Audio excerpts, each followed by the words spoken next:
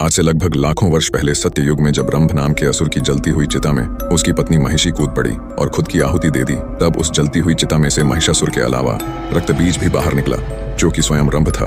और पिछले जन्म में अग्निदेव के घोर तप के कारण ही वह इस बार पूर्ण जन्म लेकर रक्तबीज के रूप में वापस लौटा था। रक्तबीज बेहद चतुर होने के साथ साथ अत्यंत बलशाली भी था।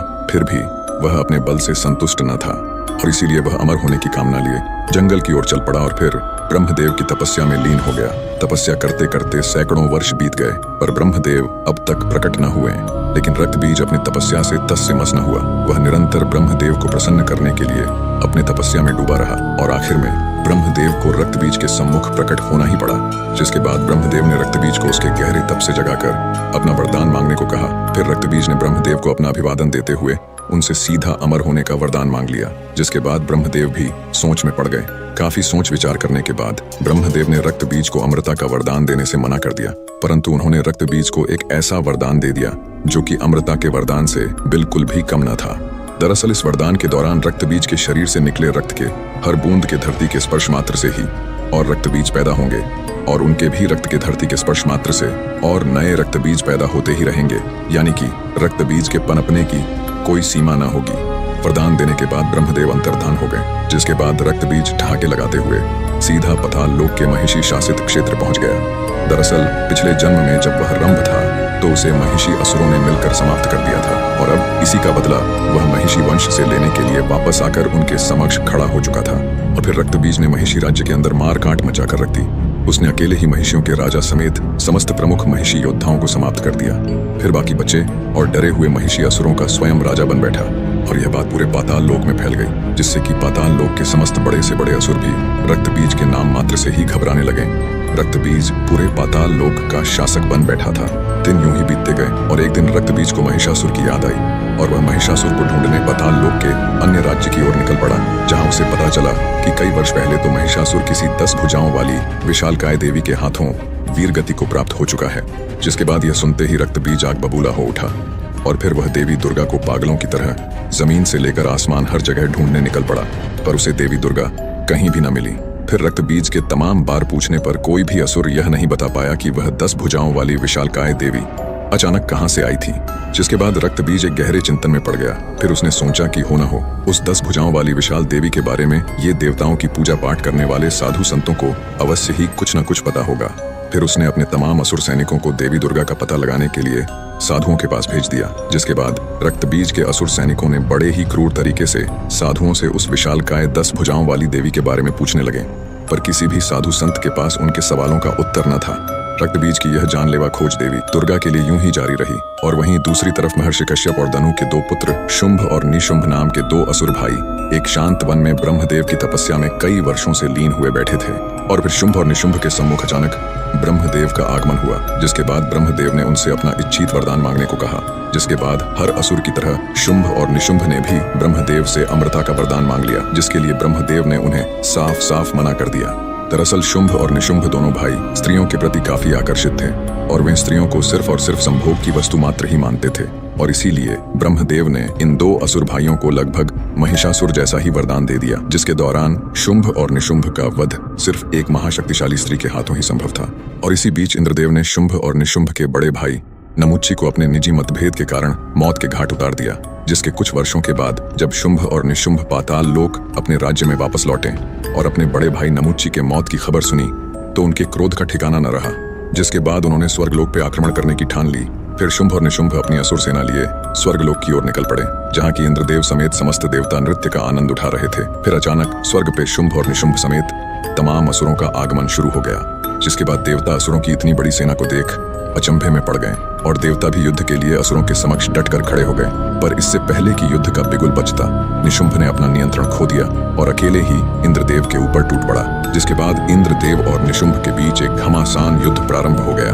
दोनों एक दूसरे को बराबरी का टक्कर दे रहे थे। साथ ही देवताओं और शुंभ समेत असुरों की सेना अपने प्रतिद्वंदी के जितने का इंतजार कर रहे थे। काफी समय तक शक्ति युद्ध और मल युद्ध चलते रहने के बाद इंद्रदेव ने आखिरकार निशुंभ को वहीं धूल चटा दी। जिसके बाद शुंभ और निशुंभ समेत पूरी असुर सेना का आत्मविश्वास युद्ध से पहले ही डगमगा गया और वहीं इंद्रदेव के जितने के बाद देवताओं का आत्मविश्वास ठहाके लगाने लगा था। फिर युद्ध का बिगुल बजा और देवताओं के साथ असुरों का युद्ध प्रारंभ हो गया। इस युद्ध में देवताओं ने खुलकर अपनी शक्तियों को शुंभ और निशुंभ समेत पूरे आसुरी सेना पे बरसाना शुरू कर दिया, जिसमें आसुरी सेना पूरी तरह घायल होने लगी। जिसके बाद शुंभ और निशुंभ ने भी अपने वरदानी ताकतों का इस्तेमाल करना शुरू कर दिया, जिसका देवताओं पे कुछ खास असर न हुआ।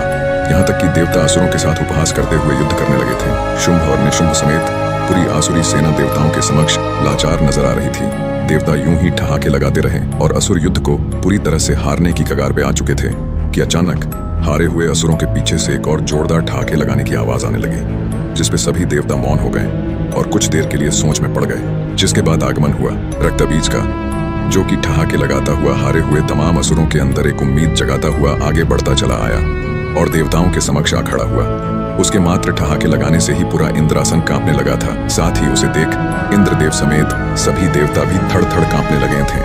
दरअसल रक्तबीज उस समय स्वर्गलोक पिछले जन्म में इंद्रदेव के हाथों मारे गए अपने भाई क्रंभ का बदला लेने आया था। फिर इंद्रदेव ने कुबेर को एक संकट संकेत भेजा, जिसके कुछ क्षण के अंदर ही कुबेर अपने तमाम यक्षों के साथ स्वर्गलोक में प्रकट हुए और फिर सभी देवताओं ने मिलकर रक्तबीज और शुंभ निशुंभ समेत सभी असुरों पे अपनी पूरी क्षमता के साथ टूट पड़े। जिसके बाद एक भयंकर युद्ध प्रारंभ हो गया। इस युद्ध में देवता और असुर दोनों ही बराबरी उत्साह के साथ युद्ध कर रहे थे। यहाँ शुंभ और निशुंभ ने तो देवताओं को इस बार कांटे की टक्कर दे ही रहे थे और वहीं रक्तबीज अकेले ही बड़ी तेजी से पूरे यक्षों का नामो निशान मिटाए जा रहा था। युद्ध यूं ही कुछ समय तक चलता रहा, पर कुछ समय के बाद देवताओं के सभी यक्ष सेना समाप्त हो चुके थे और अब इस युद्ध में असुरों का पलड़ा पूरी तरह से भारी हो चुका था। जिसके बाद रक्तबीज समेत शुंभ और निशुंभ एक साथ मिलकर सभी देवताओं के ऊपर टूट पड़े, जिनके भय से इंद्रदेव और कुबेर समेत सभी देवता स्वर्ग से अंतर्धान हो गए। जिसके बाद शुंभ और निशुंभ रक्तबीज के दम पर स्वर्गलोक को पूरी तरह से जीत चुके थे और वे रक्तबीज से काफी प्रभावित भी हुए। जिसके बाद शुंभ और निशुंभ ने रक्तबीज के समक्ष अपना सेनापति बनने का प्रस्ताव रखा और साथ ही उसके हर कार्य में बराबरी का सहयोग देने का वादा भी किया। जिसके बाद रक्तबीज ने उनके इस प्रस्ताव को स्वीकार कर लिया। साथ ही शुंभ और निशुंभ ने अपने दो बेहद शक्तिशाली और प्रमुख दो असुर भाइयों छंड और मुंड को देवताओं की खोज में उनके पीछे लगा दिया और यहाँ देवता पूरे ब्रह्मांड की नजरों से छिपछिपाते हुए पृथ्वी में स्थित कैलाश पहुंच गए और महादेव के समक्ष त्राहिमाम की गुहार लगाने लगे। पर उस समय महादेव अपने गहरे ध्यान में लीन थे। काफी समय तक त्राहिमाम की गुहार लगाने के बावजूद भी महादेव तो अपने ध्यान में ही लीन रहे, परंतु देवी पार्वती अपने गुफा से निकलकर बाहर आईं और देवी पार्वती ने देवताओं से त्राहिमाम का कारण पूछा। जिसके बाद सभी देवता उन्हें सारी बात बताने लगे कि तभी वहां देवताओं को ढूंढते हुए दोनों असुर भाई चंड और मुंड भी कैलाश पहुंच गए और चुपके से देवताओं की सारी बातें सुनने लगे कि तभी चंड और मुंड का ध्यान देवी पार्वती की ओर गया और उनकी आंखें वहीं फटी की फटी रह गईं। उन्होंने आज तक इतनी सुंदर स्त्री कहीं भी देखी न थी। उनका पूरा ध्यान देवताओं से हटकर सिर्फ देवी पार्वती की ओर केंद्रित हो गया। उनसे रहा न गया और फिर वे कैलाश से भागते हुए स्वर्गलोक अपने स्वामी शुंभ और निशुंभ के समक्ष जा पहुंचे और उनके समक्ष देवी पार्वती के सुंदरता की व्याख्या करने लगे। इतना सुन शुंभ और निशुंभ देवी पार्वती को स्वर्ग की रानी बनाने का ख्वाब देखने लगे। जिसके बाद उन्होंने छंड और मुंड को देवी पार्वती के समक्ष शुंभ और निशुंभ से विवाह कर स्वर्गलोक की रानी बनने का प्रस्ताव ले जाने को कहा। साथ ही यदि देवी पार्वती उनके प्रस्ताव को ठुकरा दे तो उन्हें बलपूर्वक स्वर्ग लाने का भी जिम्मा सौंपा और इसके लिए शुंभ और निशुंभ ने कैलाश पे देवताओं की स्थिति को ध्यान में रखते हुए चंड और मुंड को लगभग 1 लाख असुर सैनिकों के साथ कैलाश के लिए रवाना कर दिया। और यहाँ देवी पार्वती समस्त देवताओं को दोबारा से युद्ध करने की रणनीति समझा ही रही होती हैं कि अचानक वहां चंड मुंड समेत विराट आसुरी सेना आ धमकती है और शिव गणों को परास्त कर आगे बढ़ते हुए महादेव के पवित्र स्थल में आ खड़े होते हैं, जिन्हें देख देवता क्रोध से भर जाते हैं। पर देवी पार्वती तत्काल ही देवताओं को शांत करा देती हैं। फिर चंड और मुंड आगे बढ़कर देवी पार्वती के समक्ष शुंभ और निशुंभ का प्रस्ताव रखते हुए देवी पार्वती को स्वर्ग चलने की बात कहते हैं, जिसपे देवी पार्वती अत्यंत ही क्रोधित हो उठती हैं और चंड मुंड को अपनी विराट सेना लेकर वापस लौट जाने के लिए बोलती हैं। यह सुन चंड मुंड देवी पार्वती को अपशब्द सुना